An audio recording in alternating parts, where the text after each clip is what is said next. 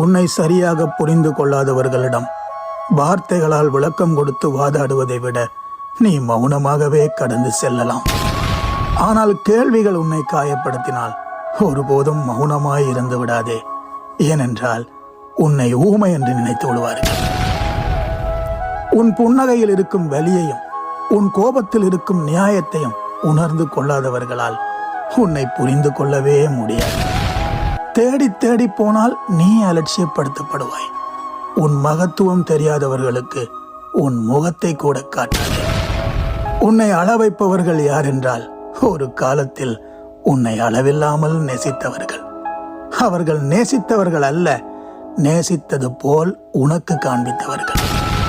அன்புக்கு எல்லை இல்லை என்று நினைத்து நீ அதிக அக்கறை எடுத்து பழகியிருப்பாய்.